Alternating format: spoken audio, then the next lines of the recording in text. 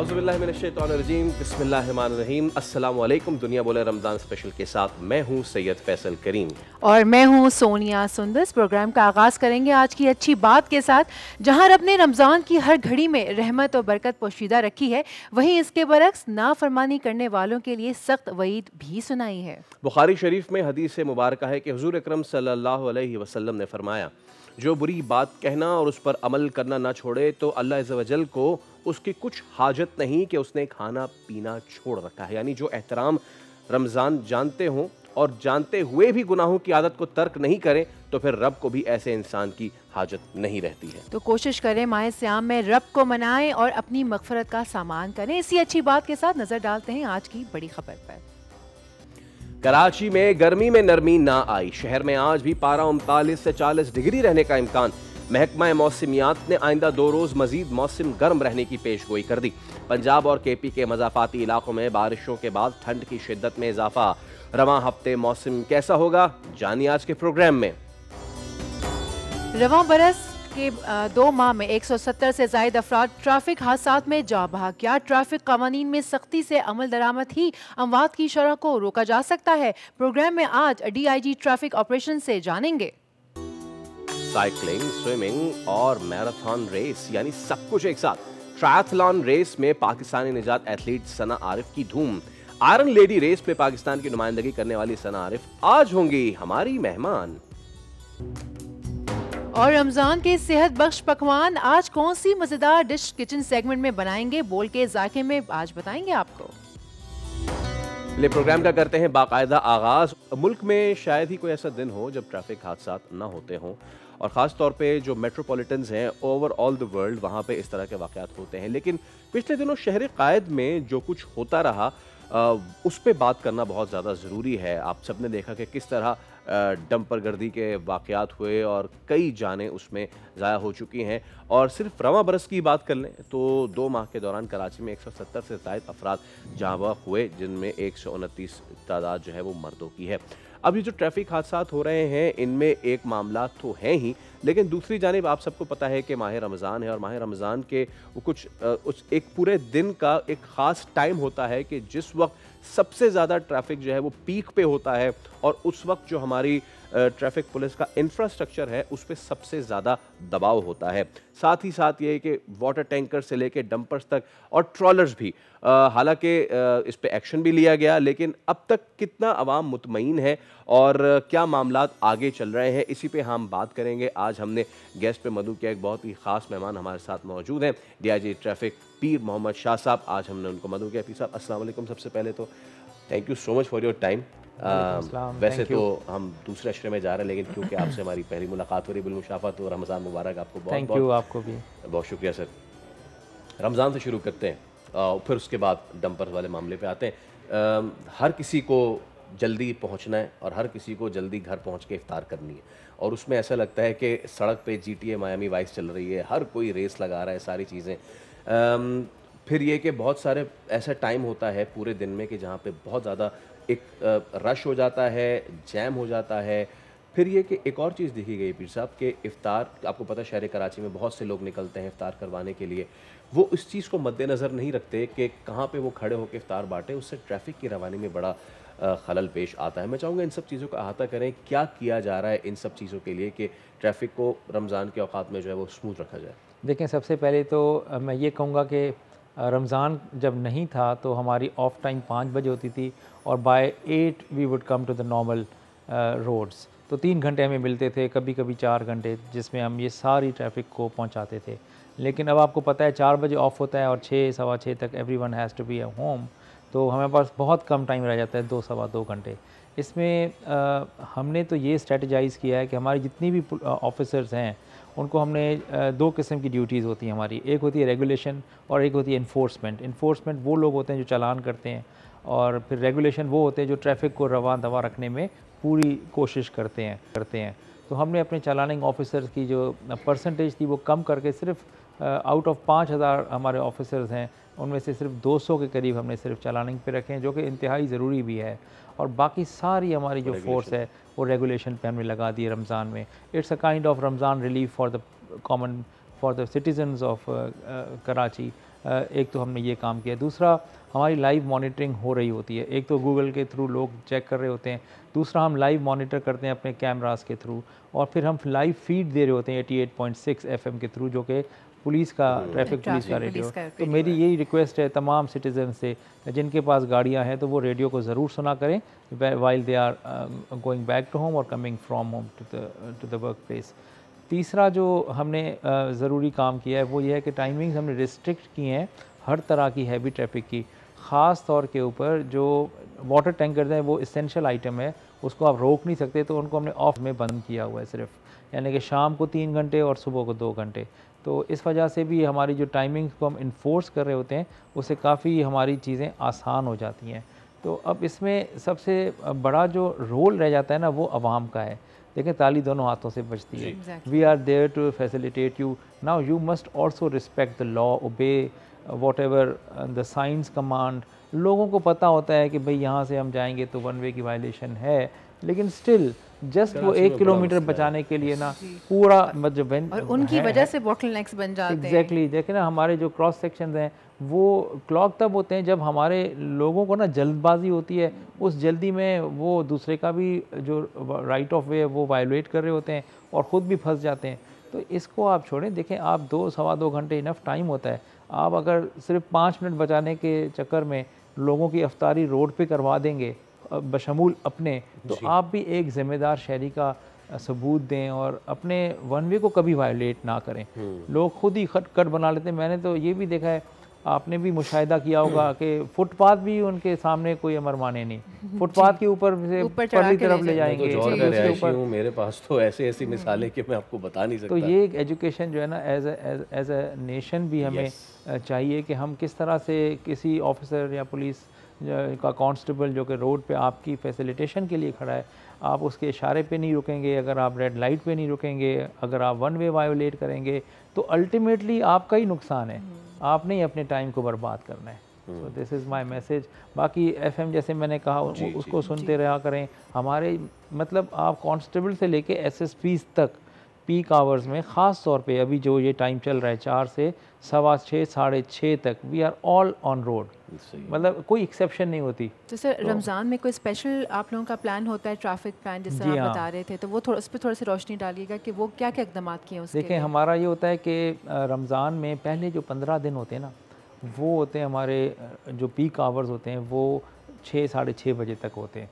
तो हम दिन के टाइम में 30% और 70% जो है ना शाम के टाइम में नफरी लगाते हैं। और फिर जैसे 15 तारीख के बाद जैसे ईद की ख़रीदारी शुरू होगी तो हमारे मार्केट्स, हमारे मॉल्स वो आबाद होंगे। फिर हम क्या करते हैं, उन इलाकों से ऑफिसर्स जहाँ पर ये मार्केट्स नहीं हैं वहाँ से पुल आउट करते हैं और उन ऑफिसर्स को देते हैं उनकी हेल्प में जहाँ पर ये मॉल्स और मार्केट्स हैं। तो इस तरह से हमारी डिप्लॉयमेंट होती है ताकि maximum utilization of available resources को हम कर सकें। और चालानिंग हम बिल्कुल ही इसमें मिनिमल कर देते हैं ताकि उसमें लोगों का एक तो लोग पसंद नहीं करते फ़ाइन अगर किसी का हो, और फिर जब बहुत ज़्यादा ट्रैफिक हो और ऑफिसर्स वो वाला काम कर रहे हो तो ये हम भी नहीं अप्रिशिएट करेंगे। तो इंशाल्लाह ताला इस तरह से हमारी प्लानिंग है। अच्छा पीर साहब, आपकी मौजूदगी का फ़ायदा उठाते हुए मैं एक चीज़ ज़रूर आपसे बात करना चाहूँगा। हमने देखा कि जनवरी से ऑनवर्ड्स कराची में एक अजीब सा ट्रेंड शुरू हुआ। देवर डंपर्स, देवर टैंकर्स जो कि कुचल रहे लोगों को। अगेन बात वही है कि ताली दोनों हाथों से बजती है। अगर इसकी इन्वेस्टिगेशन पे जाएंगे कितने बाइक सवारों ने हेलमेट पहना हुआ था, कितने ने, तो फिर मामला बहुत जो है ना क्लियर होना शुरू हो जाएंगे। लेकिन जनवरी से पहले इक्का दुक्का इस तरह के वाक़यात हो रहे थे और अभी भी वो एक लगाम डली तो फिर ये हुआ क्या? Did you investigate? आपने चार्ज संभाला, डिड यू इन्वेस्टिगेट कि ये आखिर हुआ क्या? रोज़ाना की बुनियाद पे कोई मिलेनियम मॉल से टैंकर उतर रहा है, डंपर उतर रहा है, 3 लोगों को मार दिया, कहीं कोरंगी में यहाँ हो रहा है 2 लोगों को मार दिया, हुआ क्या था आखिर? देखिए, मेनली जो है ना, मेन इसका जो कल्प्रिट था वो ओवरलोडिंग थी। ओके। अब देखें, आप एक गाड़ी है उसको आप 30 टन से ऊपर डाल नहीं सकते उसके बॉडी वेट को मिलाकर।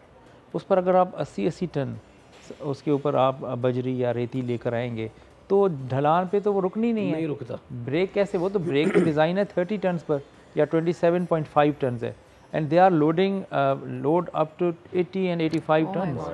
तो यू सी, ये 3 फेरों का काम एक फेरे में कर रहे थे। तो एक तो ये मेन जो था ना इशू था, और सेकेंडली कुछ हमारे बाइकर्स को भी जल्दी होती है तो वो भी हमने देखना है। हम जब तक देखें हम अपने इशू को आइडेंटिफाई नहीं करेंगे तो सॉल्व कैसे करेंगे। अगर हम यही कह देंगे नहीं सारे के सारे, अब देखें मैं आपको बताऊं जो हैवी ट्रैफिक के साथ एक्सीडेंट्स हुए हैं पिछले 2 माह में, उसमें 58% जो है ना मोटर बाइक्स इन्वॉल्व हैं और तकरीबन 90% जो है ना या बाइक्स हैं या पेडेस्ट्रियंस हैं। सिर्फ 10% जो है ना वो लोग इसमें डेथ कर गए हैं जो गाड़ियों में थे, जो कि एक नॉर्मल है। लेकिन दिस एबनॉर्मल मिक्स जो है ना इसको हमें रियलाइज़ करना होगा, हमारे मोटर बाइकर्स को समझना होगा कि वो पहले अपनी खुद हिफाजत करें। ये बड़ी हैवी जो ट्रैफिक है इनकी भी ज़रूरी है कि इनकी भी लगाम डाली जाए, लेकिन at the same time one we must educate our motor bikers, at least वो हेलमेट पहने, वो headlights, tail lights, brake lights, hazard lights, chain covers और speed limits, keeping the lane, proper lane, overtaking और ये वन वे की violation, ये 8-10 चीज़ें अगर वो ना करें और कुछ चीज़ें कर लें ना, तो मैं नहीं समझता कि इतनी ज़्यादा एक्सीडेंट्स में मोटर बाइकर्स इन्वॉल्व होंगे। बाकी पेडेस्ट्रियंस जो हैं पैदल सवार, मैं तो कहता हूँ कराची जो है वो पेडेस्ट्रियन फ्रेंडली है ही नहीं। आपके फुटपाथ जो है ना होने के बराबर हैं, फिर सड़कें बन भी रही हैं, तो मे भी आगे चल के उनके लिए कोई रास्ता निकले। फिलहाल तो छोड़े ही नहीं शहर में ना, एक तो ये बहुत बड़ा मसला। इसमें एक और चीज़ है सर कि बाइक्स तो बहुत अरसे से चल रही हैं, लेकिन अगेन आपने एक चीज़ तो बताई कि क्योंकि ओवरलोड इतना हो रहा था, कंट्रोल नहीं हो पा रहा था। दूसरी चीज़ ये कि हम जब कंपैरिजन करते हैं लाहौर बमुकाबला कराची, तो लाहौर क्योंकि ज़ाती तजर्बा है मेरा सर, उधर नहीं छोड़ते का मतलब नहीं छोड़ते।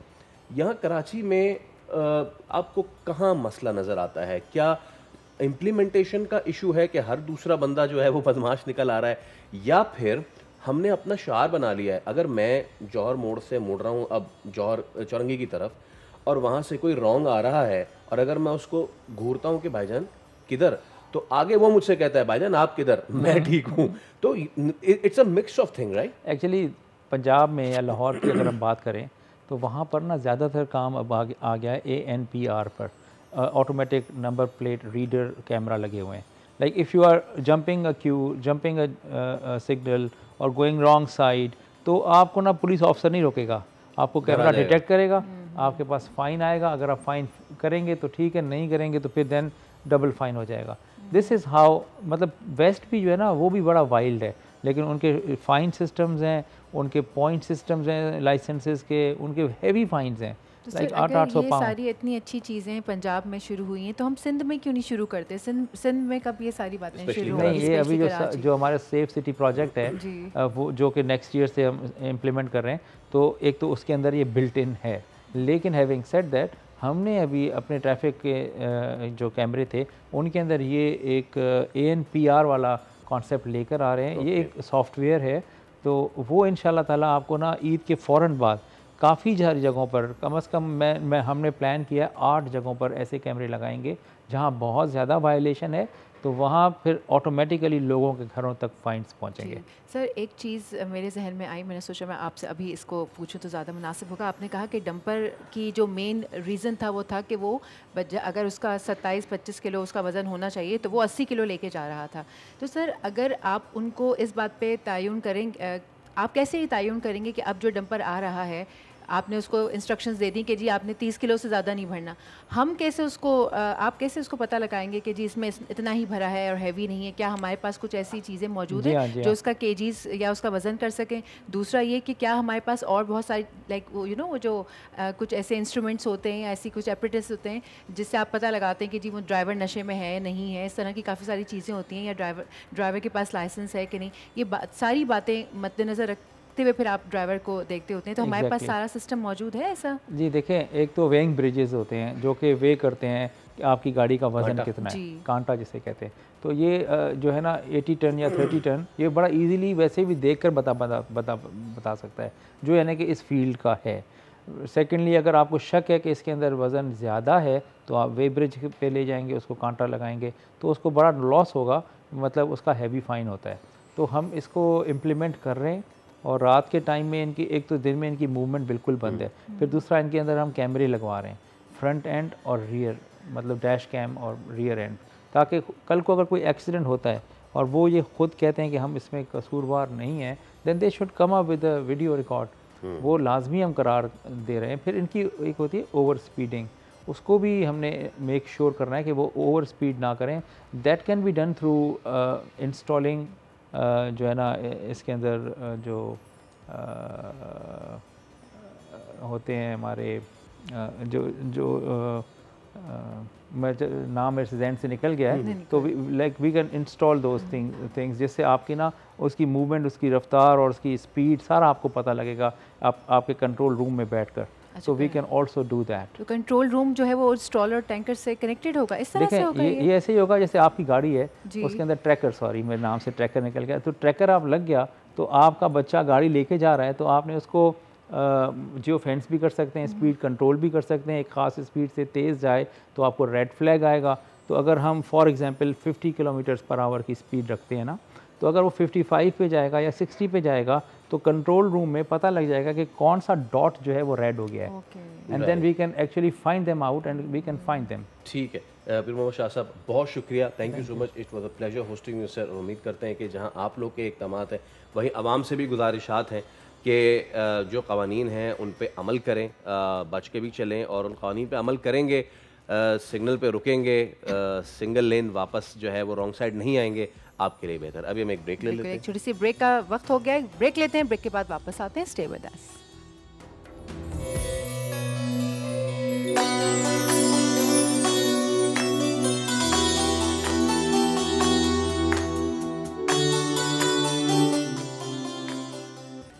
जी वेलकम बैक।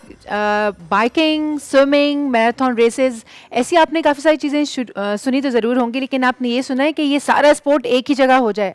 बिल्कुल, इसको कहते हैं ट्रायथलॉन, और ट्रायथलॉन में पूरी दुनिया तो पार्टिसिपेट करती है, लेकिन पाकिस्तानी सना आरिफ ने भी अब ये एजाज़ अपने नाम कर लिया। 2021 से Sana has been doing it. Triathlon बहुत मुश्किल होता है, और सना ने पूरी दुनिया में पाकिस्तान का नाम रोशन किया है, चाहे तुर्किया, चाहे बहरीन, चाहे और कोई दूसरा मुल्क। तुम्हारे साथ मौजूद है सना। अस्सलाम वालेकुम Sana, very warm welcome to the show, and I hope कि आप ठीक होंगी, खैरियत से होंगी। Sana please talk us through triathlon, जरा लोगों को बताइए कि क्या होता है और कितना डिफिकल्ट होता है ये। So आपको मेरी आवाज आ रही है? जी जी बिल्कुल, हम आपको सुन सकते हैं जी। Triathlon basically is a combination of 3 sports, swimming, cycling और running का ये combination होता है। इसमें different distances होते हैं और इन 3 sports को एक साथ करना होता है, यानी एक के बाद दूसरी, उसमें कोई ब्रेक नहीं होती है। आप स्विमिंग करते हैं, उसके बाद आप ओपन वाटर से लेके निकल के साइकिलिंग करते हैं, और उसके बाद आप रुक के रनिंग करते हैं। सो इसका कॉम्बिनेशन ट्रायथलॉन कहलाता है। Triathlon itself means 3 sports. और ये कितना टफ होता होगा, ज़रा ये भी बताइए कि एक तरफ साइकिलिंग करके फिर मतलब स्विमिंग और तीनों चीज़ों का कॉम्बिनेशन हो गया, तो ये टफ भी काफ़ी होगा। ऑफ कोर्स बहुत टफ होता है। अगर ये इजी होता तो सब कर सकते। सबसे मुश्किल काम इसमें ये होता है कि आपको ट्रेनिंग काफ़ी ज़्यादा करनी पड़ती है, स्पेशली रनिंग के बाद, स्विमिंग के बाद साइकिलिंग, और साइकिलिंग के बाद रनिंग। तो वैसे एक स्पोर्ट अगर अकेले करो तो उसके बाद बंदा थक जाता है, तो एक के बाद दूसरी के बाद तीसरी करने के लिए एक प्रॉपर ट्रेनिंग होती है, प्रॉपर प्लान फॉलो करना होता है। कई दफ़ा अगर आपकी एनर्जी अच्छी हो तो आप कर सकते हैं, आपने खाया पिया प्रॉपर हो, आपकी न्यूट्रिशन ठीक हो, और अगर ना हो तो कई दफ़ा नहीं भी हो सकता। तो इट्स वेरी इट्स लाइक आप 100% गारंटी नहीं दे सकते कि अगर आप ये कर रहे हैं तो ये ख़त्म होगी। आप अच्छे एथलीट होके भी रुक सकते हैं, और अगर मेहनत की हो तो ख़त्म भी कर सकते हैं। सना, यू हैव सेइंग कि मेहनत की हो, तो please talk us through, obviously you won't tell us your secret obviously in your training routine, but still एक ट्राई एथलीट के लिए what is the training routine? वो किन चीज़ों पे ज़्यादा फोकस कर रहा होता है? Is he going for endurance, is he going for HIIT, या फिर वो किस तरफ उसका ज़्यादा रुझान होता है? कौन सी format of the exercise helps a triathlete? Triathlon का फॉर्मेट तो बेसिक तो यही है जो जिस पे a triathlete focuses the more, swimming, cycling and running. इसके अलावा देयर इज स्ट्रेंथ ट्रेनिंग, क्योंकि अगर आपके पास मसल्स होंगे, अगर आप में स्ट्रेंथ होगी तो वो भी बीच में इंकॉर्पोरेट आप ये सब कुछ कर सकते हैं। और जो सबसे इम्पोर्टेंट है वो न्यूट्रिशन है। अगर आपकी nutrition is on point, you will be able to do it like no one else. So nutrition is something जो लोग अक्सर इग्नोर कर देते हैं। लेकिन आपको न्यूट्रिशन अपनी through out the year plan करनी पड़ती है, आपको उस न्यूट्रिशन के साथ ट्रेनिंग करनी पड़ती है। तो इसमें इसमें न्यूट्रिशन प्लान आपका क्या होता होगा? ज़्यादा प्रोटीन डाइट के ऊपर आप जाते हैं या मोर कार्ब्स होते हैं, क्या किस तरह का डाइट प्लान होता है? क्योंकि ये हाई इंड्योरेंस है तो इसमें कार्ब्स काफ़ी इन्वॉल्व होते हैं। आपको apart from junk food whatever you can, जिससे आपको एनर्जी मिलती है, electrolytes, carbs, bread, cake, whatever you can eat, जिससे आपकी एनर्जी लेवल ज़्यादा होती है, you eat it like that. तो इसमें you eat a lot of pancakes, you eat a lot of potatoes, जो कि यूजुअली एक्सरसाइजेज में नहीं यूज़ होते। वो ट्रायथलॉन का एक बहुत मेजर पार्ट होते हैं, क्योंकि अगर आप एनर्जी होगी ओनली सिर्फ तब आप ये कर सकते हैं, आप इतनी एनर्जी होगी कि आप 3 स्पोर्ट एक के बाद दूसरी करें। ऑलराइट, ठीक है, बहुत शुक्रिया। सना आरिफ हमारे साथ मौजूद थी, triathlete, and the way these under vigorous training वो बहुत कमेंडेबल है। यस, अब वक्त हो जाता है एक ब्रेक का, लेकिन कॉपी पेंसिल संभाल लीजिए क्योंकि ब्रेक के बाद जब हम आएंगे तो आपसे मुलाकात होगी हमारे बोल के जायके के सेगमेंट में। तो स्टे विद अस, हम यूं गए और यूं आए।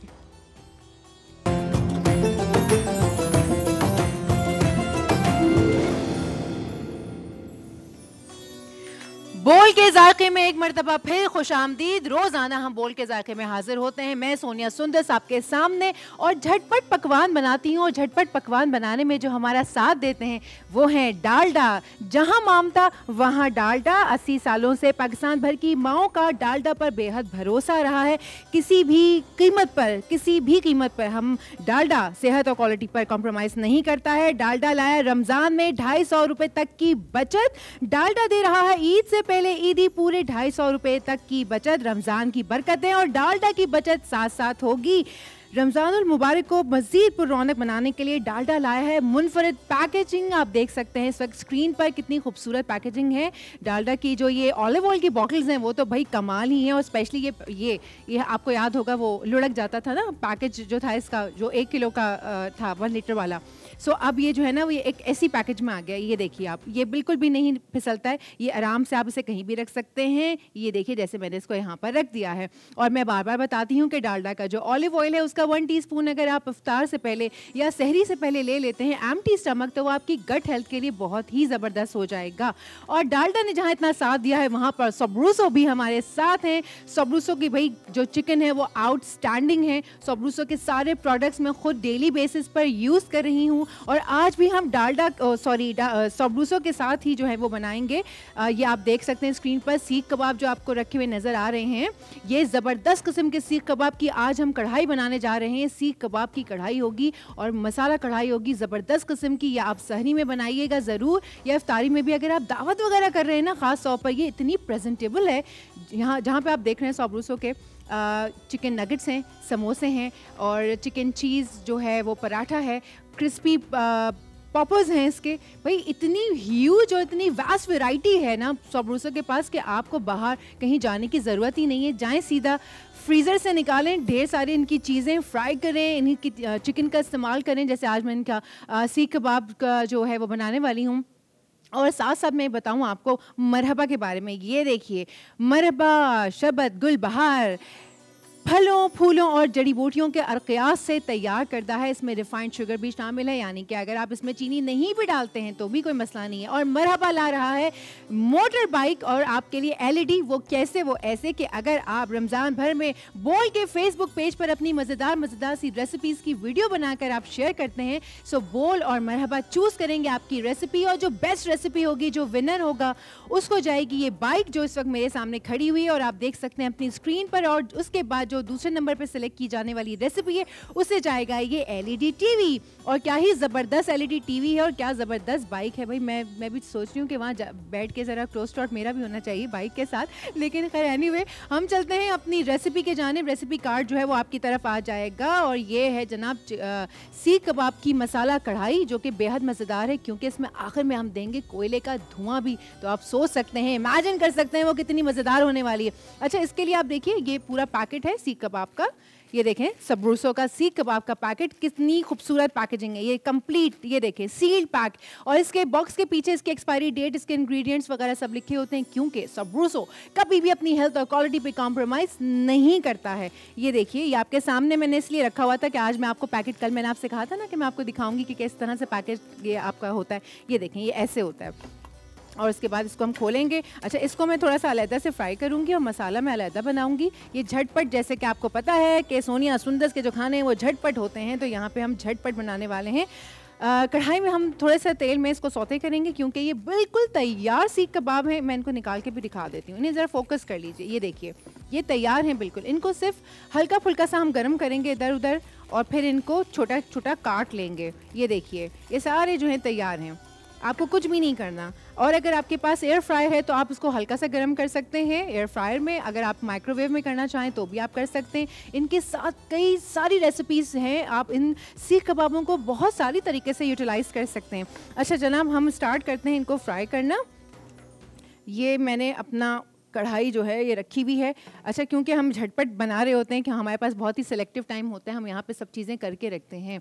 और अगर आप भी इसी तरीके से बनाने से पहले हर चीज़ अलाइन करके अपने किचन में रख देंगे तो आप लोगों के लिए भी बहुत आसान हो जाएगा। और वैसे भी इस किस्म के खाने जो झटपट खाने होते हैं ना, वो इफ्तार से या सहर में आप इसी तरीके से उसको रिप्रेजेंट करें, बजाय इसको थोड़ी देर रखें और फिर निकालें। जब गर्मा गर्म बनेगी ये चीज़ें और गर्मा गर्म सर्व की जाएंगी तो क्या ही बात होगी। अच्छा, बाय द वे, सबरूसो के जो पराठाज हैं ना, वो बड़े ही ज़बरदस्त हैं। कल मैंने सहरी में वही वाले खाए हैं, वो भी मेरे पास यहाँ है नहीं, वरना मैं आपको ज़रूर दिखाती। तो इस डिश के साथ अगर आप सबरूसो के फ्रोज़न पराठाज निकाल लें सहरी में तो यकीन माने गज़ब ही हो जाएगा। अच्छा, ये देखिए जनाब, अब मैं इसमें डालने वाली हूँ अपना फेवरेट कुकिंग ऑयल, डालडा का कुकिंग ऑयल। जहाँ मामता वहाँ डालडा। ये देखिए, ये जा रहा है थोड़ा सा तेल, ज़्यादा नहीं लेंगे हम, हल्का फुल्का सा तेल इसमें डालेंगे, क्योंकि हमें सिर्फ इसको अलट पलट करना है। तेल का इस्तेमाल होगा लेकिन थोड़ी देर के बाद होगा। अच्छा, मैं इसमें डाल दूँगी पहले से ये सारी, क्योंकि थोड़ी सी ये फ्रीज्ड हैं कबाब, तो हम इसको पहले से डालेंगे और सारे कबाब जो हैं उनको इस्तेमाल करेंगे हम। ये सारे कबाब ही इस्तेमाल होंगे। ये देखिए, इसमें तकरीबन 18 to 20 पीसेस होते हैं, if I am not wrong. डब्बे के ऊपर लिखा हुआ होता है, मेरे ख्याल से 18+1 या 18+2 पीसेस इसमें मौजूद हैं। अच्छी खासी क्वांटिटी में होते हैं। ये देखिए, ये सारे कबाब इसमें जा रहे हैं। मैं डाल देती हूँ ऐसे, और बस उसके बाद आपने इनको अलट पलट करना है। अगर आप वैसे ही खाना चाहते हैं ना, लाइक अगर आप कढ़ाई नहीं भी बनाना चाहते तो आप इनको ऐसे करके इनके जो पराठाज हैं उनके अंदर कैचअप थोड़े से सैलड के साथ रख के रोल पराठा बना लीजिए। अगर आप उसमें सैंडविच में करना चाहते हैं तो इसको थोड़ा थोड़ा सा सारी सब्जियों के साथ मिक्स करके और आप मेयोनीज़ का इस्तेमाल करते हुए इनको सैंडविच में यूज़ कर सकते हैं। देखिए, मैंने आपको बातों ही बातों में 2 से 3 रेसिपीज़ वैसे ही बना के बता दी हैं। और आप भी अपनी वीडियो के थ्रू, वीडियो बनानी है आपने अच्छी सी अपने खानों की, और ज़बरदस्त से खानों की वीडियो बना के हमारे फेसबुक पेज यानी कि बोल के फेसबुक पेज पर शेयर कीजिए। हम सेलेक्ट करेंगे जिसकी रेसिपी सबसे ज़्यादा अच्छी लगेगी हमें, जो झटपट भी होगी, अच्छी भी होगी, उसको जाएगी ये बाइक जो हमारे पास खड़ी आपको दिखाई दे रही है। अब देखते हैं कि भाई आखिरी रोज़े पे ये बाइक जाती किसको है, और हम उनको यहाँ इनवाइट करेंगे बाकायदा। वो आएंगे, अपनी रेसिपी को आपके साथ शेयर करेंगे, मेरे साथ खड़े होके वो बनाएंगे, आपको भी तो पता लगे ना कि किसको गई है वो। ये देखिए, आप आराम से देख सकते हैं। ये मैं सोच रही हूँ कि थोड़े से, क्योंकि ये फ्रीज हैं तो इनको 2 मिनट के लिए शायद ढकना पड़े। ये देखें आप। अच्छा, जहाँ तक मैंने अभी आपको बताया है अपनी गट हेल्थ के लिए, ये आप लें ऑलिव ऑयल। ये यहाँ पे रखा हुआ आपको दिखाई भी दे रहा होगा, डालडा का। ये डालडा का ऑलिव ऑयल अगर आप वैसे नहीं ले सके तो कोई, अगर आप दलिया बना रहे हैं, कोई ऑमलेट बना रहे हैं, या जो भी कुछ आप अपनी सहरी में खा रहे हैं उसमें आप ऊपर से भी डाल सकते हैं अगर आपसे नहीं पिया जाता। क्योंकि कुछ लोग ऐसे होते हैं जो नहीं ले पाते हैं ऑलिव ऑयल को, या किसी भी फॉर्म का ऑयल डायरेक्टली मुंह में नहीं लिया जाता, तो आप अपनी किसी चीज़ के ऊपर डाल सकते हैं, दूध के ऊपर भी डाल के ले सकते हैं, किसी भी फॉर्म में। लेकिन बस आपके पेट में जाना चाहिए और एम्प्टी स्टमक जाना चाहिए, तो वो बहुत ज़्यादा फ़ायदेमंद हो जाएगा। आपकी गट हेल्थ के लिए भी विटामिन डी भी बहुत होता है ऑलिव ऑयल में। आपको पता है ना कि जैतून का जिक्र अल्लाह ताला ने कुरान मजीद में कितनी जगह किया है, तो जैतून तो वैसे ही बहुत भरपूर, ज़िंदगी से भरपूर है। तो सोचिए उसका ऑयल कितना ज़बरदस्त होगा, आपकी हड्डियों को मजबूत करता है, स्पेशली बच्चे और जो बूढ़े, क्योंकि इम्यूनिटी सिस्टम भी वीक होता है। हाँ, क़ुव्वत मुदाफ़ियत को भी तेज़ करता है ऑलिव ऑयल, ये भी मैं आपको बता दूँ, क़ुव्वत मुदाफ़ियत को बढ़ाने में बहुत हेल्प आउट करता है। और अगर आपको शरबत का मैं बताऊं तो शरबत एक गुलबहार जो हमारे पास ये मरहबा का रखा हुआ है, ये मुझे इसलिए ज़्यादा पसंद है क्योंकि ये ऑर्गेनिक शरबत है। जी हाँ, ये ऑर्गेनिक है, फलों फूलों और जड़ी बूटियों से तैयार कर देने वाला शरबत है। इसको आप मीठे में भी इस्तेमाल कर सकते हैं। मेरे जहन में एक रेसिपी है, मैं वही सोच रही थी कि हम रोज़ाना खाने बना रहे हैं ना, जहाँ हम एक दिन कुछ मीठा भी बनाते हैं और फिर उसमें हम ये जो है ना शरबत गुलबहार जो है यूज़ करेंगे इंशाल्लाह। अच्छा ये देखिए, ये बस हल्का फुल्का सा ये हो गया। अब मैं इस पैन को इधर रख देती हूँ और फिर इसको निकालते हैं ताकि ये ज़्यादा गर्म ना हो जाए। ये देखिए, इसको निकाल के अब हम इसके करेंगे छोटा छोटा। ये देखिए, ये बिल्कुल तैयार हो गए। आप इन्हें चाहें तो वैसे ही सैलड लीव्स और सारी सैलड्स वगैरह के साथ, चटनी वगैरह वो जो इमली की चटनी होती है या बारबेक्यू सॉस, उसके साथ रख के ऐसे ही सर्व कर सकते हैं, तो बहुत गज़ब लगते हैं। अच्छा, ये जो तेल है ना, ये हमें यूटिलाइज़ करना है। अब इसी तेल में और इसी कढ़ाई में हम बाकी के मसाले भी बनाएंगे। क्योंकि ये थोड़ा सा लॉन्ग प्रोसीजर था तो मैंने सोचा कि मैं पहले इसको कर लूँगी, उसके बाद आपके साथ रेसिपी कार्ड प्रॉपर्ली शेयर करूँगी ताकि आप उसको लिख भी सकेंगे, देख भी सकेंगे। और अगर आपसे मिस हो जाए तो कोई बात नहीं, वैसे तो हमारे यूट्यूब जो बोल का यूट्यूब चैनल है उसके ऊपर सारी रेसिपी ये वहाँ पे अपलोड हो जाती है। और साथ में जो है वो हमारा शुरू जो सुबह का जो टाइम है 9 से 11 ये शो रिपीट होता है, तो वहाँ पर भी आप अपना ये सेगमेंट देख सकते हैं। अच्छा जी, मैं पहले रेसिपी की तरफ आती हूँ, फिर हम आगे करेंगे क्योंकि मेरी बातें कभी ख़त्म नहीं होती हैं। ये देख सकते हैं आप रेसिपी। इसमें हम डालेंगे हस्बे ज़रूरत या हस्बे ज़ायक़ा नमक, क्योंकि नमक इसमें ऑलरेडी मौजूद होता है, तो हम मसाले में सिर्फ इस्तेमाल करेंगे नमक और कुटी मिर्चें, थोड़ी सी आधा चाय का चम्मच भी वुड बी फाइन। और उसके बाद हम ये आधा चाय का चम्मच हल्दी, इसमें जाएगा ये है अपना चाट मसाला 1 चाय का चम्मच। अच्छा, ये आप जो 2 चीज़ें देख रहे हैं ना, सौंफ और ज़ीरा, ये मैंने दोनों को रोस्ट किया है, मतलब कि तवे पे या फ्राइंग पैन पे डाल के आपने इसको हल्का फुल्का भूनना है। ये काले नहीं होने चाहिए, उससे पहले निकालें और ये दरदरा पीस लें। आप ये देखें, आपको थोड़े थोड़े इसमें सौंफ के और ज़ीरे के पीसेस नज़र आ रहे हैं। इसको उर्दू में कहते हैं दरदरा पीसना। इसको इसी तरीके से आप बेलन से आपने किसी ड्रायर मिक्सर में डाल के दरदरा पीस कर निकाल लीजिए। और अदरक लहसुन का इस्तेमाल होगा। साथ में इसमें पड़ेगी 2 से 3 दरमियानी प्याज छोटी छोटी कटी हुई, और इसके साथ जाएंगे तकरीबन ये 1 किलो टमाटर है, जिसको मैंने इस तरीके से छोटा छोटा काट लिया है। छोटा इसलिए काटा है ताकि ये जल्द से जल्द उसमें मिक्स हो जाए। इसके साथ जाएगा थोड़ा सा लीमू का अर्क, लीमू का जूस, और फिर इसके साथ ये सब आपने लीमू का जूस, इट डिपेंड्स कि आप कितना खट्टा रखना चाहते हैं। 1 teaspoon would be fine, 1 tablespoon it's up to you. और ये है जनाब चिली गार्लिक सॉस। अगर आपके पास चिली गार्लिक सॉस नहीं भी है तो आप चिली गार्लिक पेस्ट का भी इस्तेमाल कर सकते हैं। अच्छा जनाब, ये अब आप रेसिपी कार्ड देख सकते हैं स्क्रीन पर इस वक्त आपके साथ हैं। कॉपी पेंसिल संभाल के रखा करें, जैसी रेसिपी कार्ड आता है वैसे ही आप उसको पढ़ लिया कीजिए और फटाफट लिखवा लिया करें। ये रेसिपी कार्ड आपके सामने है। जब तक आप लोग लिख रहे हैं, मैं अपने पैन में प्याज जो है वो डाल रही हूँ। ये रेसिपी कार्ड, ये जनाब ये रेसिपी कार्ड के आपके पीठ पीछे मैंने प्याज का इस्तेमाल कर लिया है। ये देखिए, प्याज जो है वो इसमें शामिल हो गई है इस तेल में। तभी मैंने बस एक मखसूस क्वांटिटी में तेल डाला था। हम चाहें तो और कर सकते हैं, तेल आप डाल सकते हैं। मैं चाह रही थी कि मैं उसी तेल को ज़रूर यूटिलाइज़ करूं। इसमें थोड़ा सा तेल और जाएगा। ये देखिए, डालडा का तेल हम डाल रहे हैं थोड़ा सा और, ताकि अच्छी सी शक्ल का वो निकल आए। वो भी जो तेल बचा था वो भी यूटिलाइज़ हो जाए, क्योंकि उस तेल के अंदर भी वो सीख कबाब का अरोमा आ जाता है ना, तो वो बड़ा मज़ेदार लगता है। ये देखिए, अब मैं इसको तेज़ कर रही हूँ ताकि थोड़ी सी जल्दी ये तैयार हो जाए। जितनी देर में ये प्याज फ्राई करेंगे हम, उतनी देर में हम ये सीख कबाब जो हैं, क्योंकि हमें कढ़ाई फॉर्म में लेकर आना है तो ये काफ़ी बड़े हैं, उस लिहाज से प्लीज़ पूरे इसी तरीके से नहीं डालिएगा। मेक श्योर कीजिएगा, चाहे जितनी ही देर हो रही हो, आपने इन कबाबों को ज़रूर काट लेना है। हाफ़ कर सकते हैं, हाफ़ कर लीजिए, बट मैं इनके 3 पीसेस करूँगी। ये देखिए, ये होने चाहिए। एक कबाब का 3 हिस्से आपने कर लिए। ये देखिए, एक कबाब के 3 हिस्से बिल्कुल ठीक रहते हैं, ना छोटे होते हैं ना बड़े होते हैं। जब तक ये प्याज होगी, जब तक हम अपने ये बना के तैयार कर लेते हैं।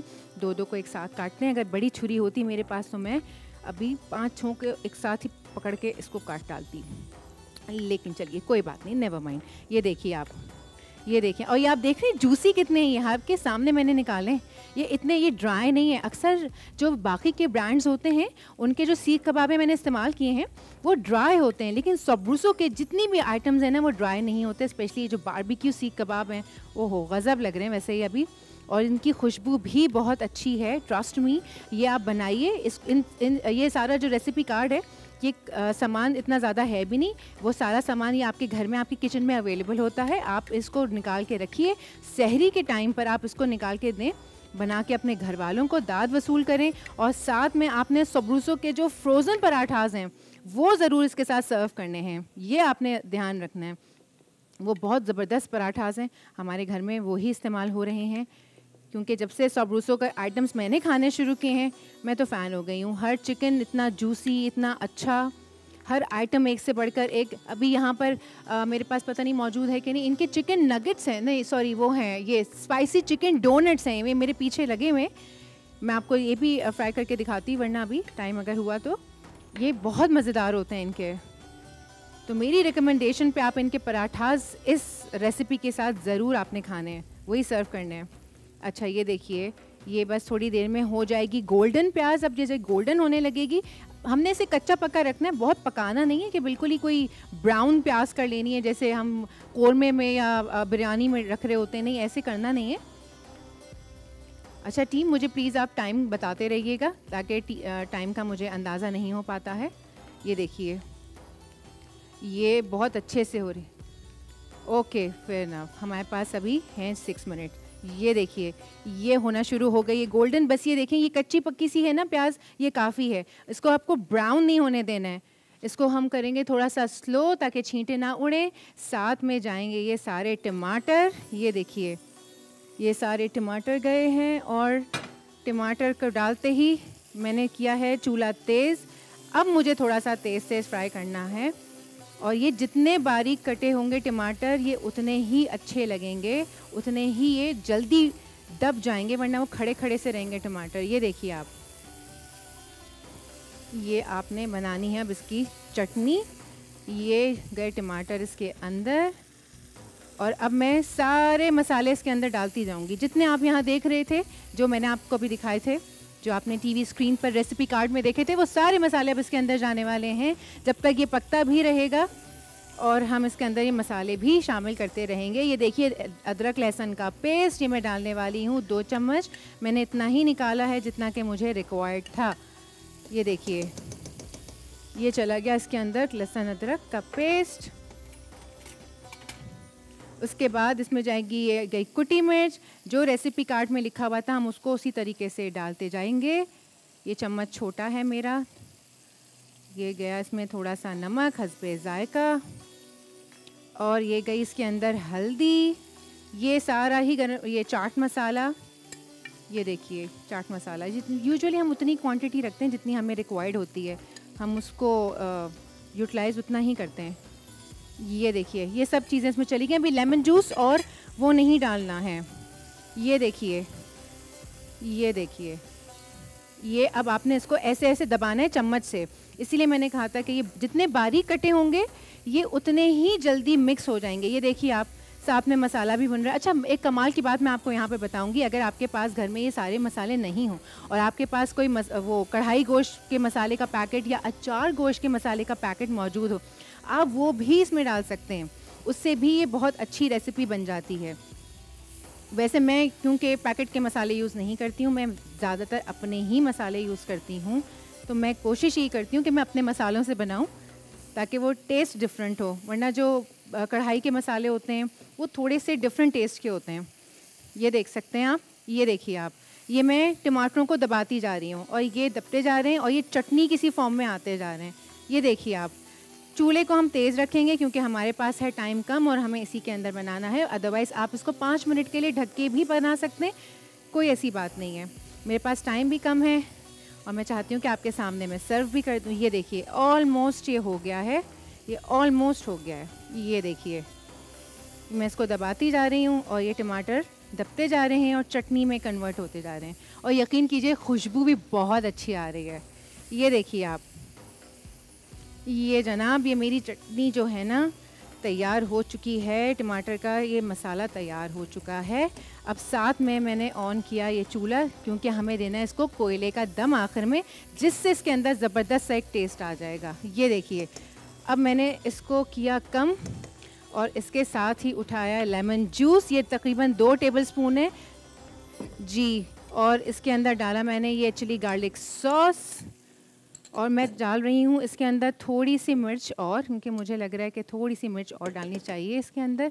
अब हम ऑलमोस्ट इसको फिनिश कर चुके हैं। अब ये देखिए, ये गया इसके अंदर सारा सीख कबाब का आपका बॉक्स जो आपने काटा था। ये देखिए बाप, ये देखिए, ज़रा फोकस कीजिएगा कढ़ाई पे। ये देखिए जनाब, ये अच्छा, आपके अगर अच्छी सी कढ़ाई हो ना आपके पास, जैसे डेकोरेशन में जिसमें आप कर सकते हो, तो आप ऐसी ही कढ़ाई के साथ रख दीजिए। ये देखिए आप,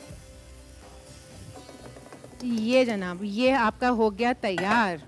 इसमें इतना टाइम लगता ही नहीं है।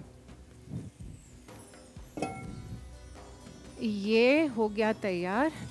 ये मैं दूंगी इसको उठाकर कोयले का दम। ये मैंने इसको किया बंद, ये भी मैंने किया बंद, और ये 2 मिनट जब तक लगेगा इसको कोयले का धुआं, जब तक मैं यहाँ से आपको साफ़ करके और डिश आउट कर दूँगी। आप देखिए, आपके सामने मैंने सारी चीज़ तैयार की है, कितना टाइम लगा इतना। और ये आप कढ़ाई को ज़रा फोकस करेंगे, ये देखिए धुआं आपको नज़र आ रहा है इसका अंदर। और अगर 2-3 कढ़ाई में आप रख दें ना कोयले, एकदम से वो जो धुआं आएगा वो भी काफ़ी होगा। बस अब हम इसको करेंगे डेकोरेट, और हमारी कढ़ाई जो है वो हो जाएगी तैयार। ये देखिए, अब मैं इसको निकाल रही हूँ, मैं कर रही हूँ इसको डिश आउट। मेरा तो खुद दिल चाह रहा है कि मैं इसको एज इट इज़ आपको सर्व करूँ कढ़ाई में, मुझे बड़ा अच्छा लगता है। ये देखिए, ये जनाब आ गई आपकी कढ़ाई इसके अंदर। और अब ये डेकोरेशन के लिए जाएगा इसके ऊपर ये अनियन रिंग्स। ये ऐसे आपको अनियन रिंग्स इसके ऊपर फैलाने हैं। उसके बाद ये जाएगा हरा धनिया, और थोड़ी सी हरी मिर्चें हम ऊपर डालेंगे इसमें। ये देखिए जनाब, क्या इसके लुक निकल के आई है। ट्रस्ट में इसकी खुशबू भी बहुत ज़बरदस्त है। ये देखिए, ये हो गई तैयार आपकी डिश। तो ये हमारे पास है झटपट पकवान। ये देखिए, आप ज़रा क्लोज शॉट कीजिए इसके। ये देखिए, ये हो गई आपकी तैयार डिश, और आपकी रेसिपी कार्ड आपको हमने शो कर दिया था। अब ये आपने बनाए हैं सहरी में, इसके साथ बनाने हैं सोब्रूसो के फ्रोज़न पराठास, और क्या कॉम्बिनेशन बनेगा। ट्रस्ट में आप उंगलियां चाटते रह जाएंगे, घर वालों से दाद वसूल करेंगे, और हमें ज़रूर आप बताने। अच्छा, उसके बाद लास्ट में जाते जाते मैं आपको ज़रूर बता दूं कि अपनी वीडियो रेसिपीज़ जो है वो हमारे साथ शेयर कीजिए हमारे फेसबुक पेज के ऊपर। बोल के फेसबुक पेज पर आप अपनी वीडियो रेसिपीज़ शेयर कीजिए, हम सिलेक्ट करेंगे उन्हें। जो भी विनर होगा उनको जाएगी ये बाइक, और जो भी रनर अप होगा यानी कि दूसरे नंबर पर जाएगी उसको ये LED जाएगी। हो सकता है एक ही घर में दोनों चीज़ें चली जाएँ, तो देर ना कीजिए, जल्द से जल्द हमारे बोल के फेसबुक पेज पर अपनी वीडियो रेसिपीज़ अपलोड कीजिए। मुझे इस सेगमेंट से दीजिए इजाज़त, लेकिन कहीं जाना नहीं है क्योंकि प्रोग्राम अभी बाकी है। लेते हैं छोटा सा ब्रेक के बाद हाजिर होते हैं। एक बार फिर आपको कहेंगे रमज़ान में खुशामदीद। रमज़ान के स्पेशल शो में आप देख रहे हैं दुनिया बोल है। ख़ातिन हज़रात, क्योंकि माह रमज़ान है और ये महीना न सिर्फ रहमतें समेटने का है, मग़फ़िरतों के मांगने का है, बल्कि सब्र व तहम्मुल सीखने का भी महीना है। लेकिन आप सड़कों पर चले जाएँ और आपको लोग चाहे गाड़ियों से निकलते हुए और लड़ते हुए नज़र आते हैं, किसी में सब्र नहीं आता, खामखा में गुस्सा नज़र आता है, और वो उज़्र पेश करते हैं रोज़ा है।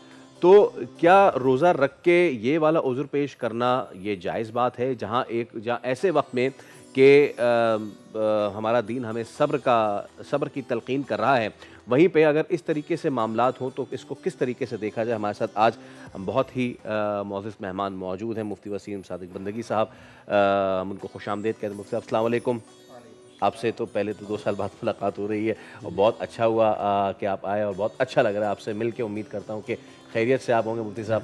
बिल्कुल। मुफ्ती साहब, आपने भी देखा होगा ये शायर हम अपना लेते हैं कि जी कोई मसला हो रहा है रोज़े के दौरान, काम में कुछ गलती हो रही है, गुस्सा आ रहा है, एक दूसरे से लड़ रहे हैं, मुर्द इल्ज़ाम रोज़े को ठहराते हैं, यार रोज़ा लग रहा है। मैं चाहूँगा कि कितनी बताइएगा कि अखलाकी तौर पे ये बात कितनी गलत है कि हम अपने अंदर सब्र का मादा पैदा करने के बजाय मुर्द इल्ज़ाम एक ऐसी चीज़ को ठहरा रहे हैं जो कि है ही इस चीज़ के लिए ताकि मोमिन जो है वो सब्र उससे हासिल कर सके। औज़ु बिल्लाहि मिनश शैतानिर रजीम, बिस्मिल्लाहिर रहमानिर रहीम। बहुत शुक्रिया।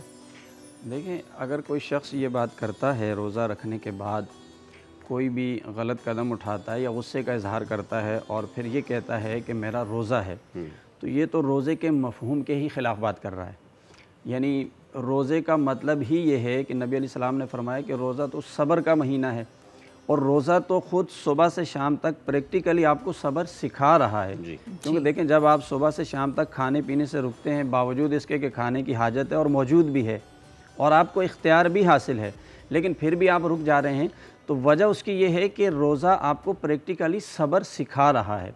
अच्छा, अब ख़राबी कहाँ पर है, जो आपका सवाल है कि लोग रोज़े को ही मूरद इल्ज़ाम ठहरा रहे हैं और उसके नाम पर ही लोग बेसब्री का इजहार कर रहे हैं। देखिए, मसला ये है कि इबादत जो हम करते हैं, दर हकीकत इबादत को बतौर रस्म कर रहे हैं। असल में समझना इस बात को है कि भाई इबादत किसी रस्म का, किसी रिवाज का या किसी एक अमल का तरीके का नाम नहीं है। इबादत अपने अंदर एक रूह रखती है, इबादत अपने अंदर एक ताकत रखती है, उसकी अपनी एक हकीकत है। हमें किसी भी इबादत को करने से पहले उसके जितने भी पहलू हैं, एक तो उसको समझना चाहिए, जानना चाहिए और फिर उसके सही फैज़ान को हासिल करने के लिए, उसकी असल बरक़ात को पाने के लिए उस इबादत को उसकी रूह के साथ अदा करना चाहिए। हर शख्स को ये समझना चाहिए कि भाई रोज़ा इंसान के अंदर सब्र का एक मादा पैदा कर रहा है, सब्र की एक मश्क आपको करवा रहा है, सुबह से शाम सब्र का एक दर्जा आपको सिखा रहा है। अब ये कैसा अमल में तज़ाद है कि सुबह से शाम सब्र की प्रैक्टिकली आपको मश्क करवाने के बाद आप उसी रोज़े का नाम इस्तेमाल करके बेसब्री का इजहार करें। तो इबादत की अगर हम रूह को समझ लें और फिर उसके मुताबिक इबादत करें, तो फिर हमें इबादत का फैज़ान मिलेगा, उसकी बरकत मिलेगी। रोज़ा सिर्फ़ खाने पीने से सब्र नहीं सिखा रहा, रोज़ा तो आपको ज़िंदगी के तमाम मामलात में सब्र की तरफ तालीम देता है, आपकी तरबियत करता है। गोया आपने रमज़ान में सब्र को सीखना है, फिर उसके बाद जब आपके मामलात हैं वहाँ भी आपको सब्र करना है, कहीं लेन देन है वहाँ भी आपको सब्र करना है, कहीं किसी ने आपके साथ ज़्यादती कर ली है वहाँ भी आपको सब्र करना है। यानी दुनिया के तमाम शोबाजात में रोज़े से सब्र सीख कर वहाँ आपने अमली तौर पर सब्र का इजहार करना है। तो ये तो बड़ी अजीब सी बात होती है कि आप ख़ुद रोज़े के मफ़हूम के बरक्स बात करते हैं कि भाई मेरा रोज़ा इसलिए बेसब्री कर रहा हूँ। अच्छा, वैसे मुफ्ती साहब, हम अपनी ज़ात को कैसे इस बात की तलक़ीन करवाएं और सब्र की तरफ जाएं? हम अपने आप से क्या ऐसा करें कि हम सब्र को अपना सकें? देखिए, उसके तो बहुत सारे तरीके हैं। सबसे पहली बात तो ये है कि इस्लामी तालीमात को सामने रखें, क्योंकि इस्लामी तालीमात के अंदर जा बजा सब्र की तलक़ीन की गई है। कुरान में जगह जगह सब्र के बारे में ज़िक्र आता है, इन्नल्लाह मअस-साबिरीन या अय्युहल्लज़ीना आमनु इस्तईनु बिस्सब्रि वस्सलाह। दूसरी जो सबसे बेस्ट चीज़ है वो होता है कि एक तो है थ्योरी ना, तो थ्योरी से बात कम समझ में आती है। कोई चीज़ प्रैक्टिकली सामने हो तो उससे बंदा ज़्यादा चीज़ को सीखता है और वो ज़्यादा मुतासिर कुन होती है, वो आपकी ज़िंदगी को, लाइफ को चेंज कर सकती है।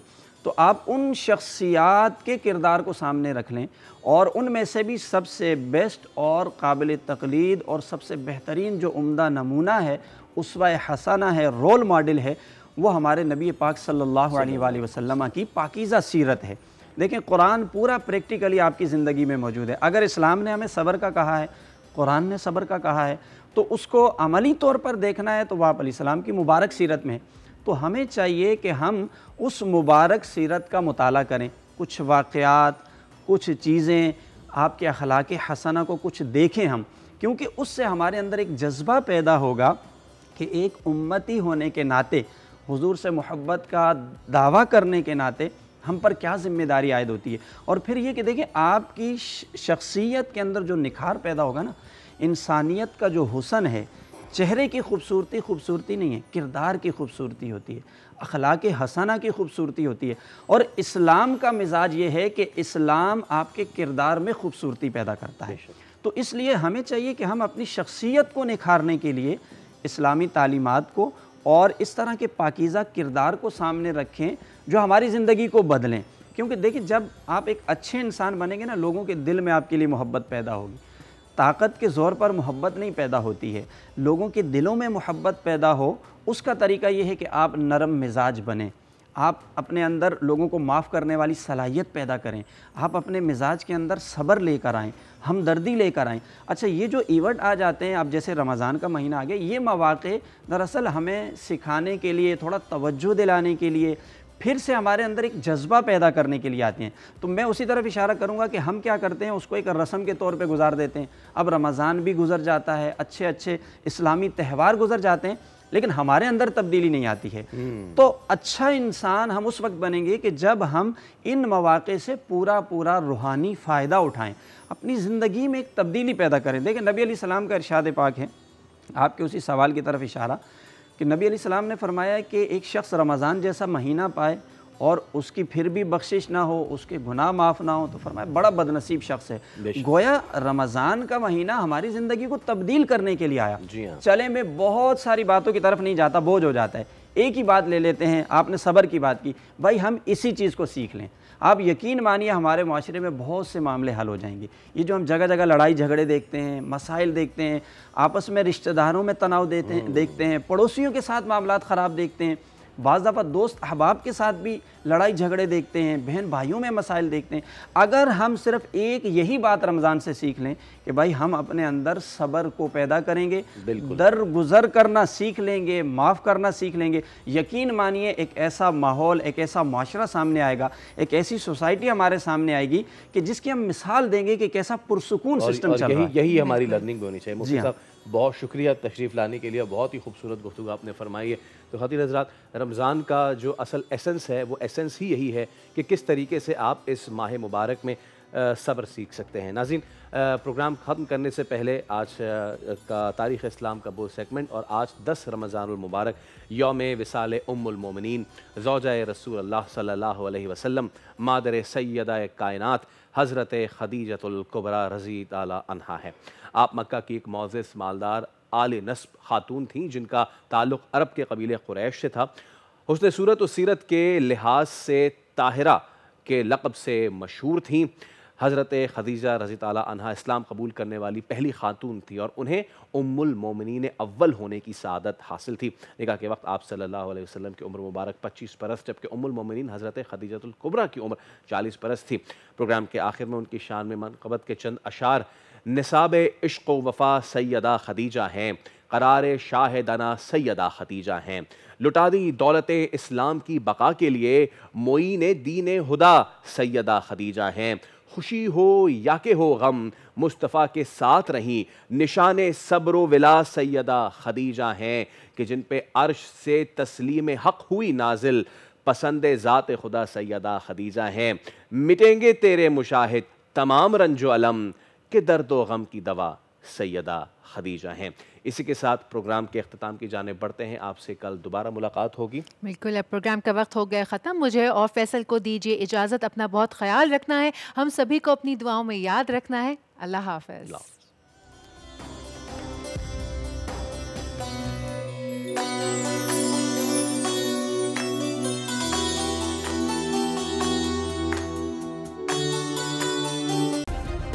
सब्सक्राइब करें और बेल दबाएं ताकि कोई खबर रह न जाए।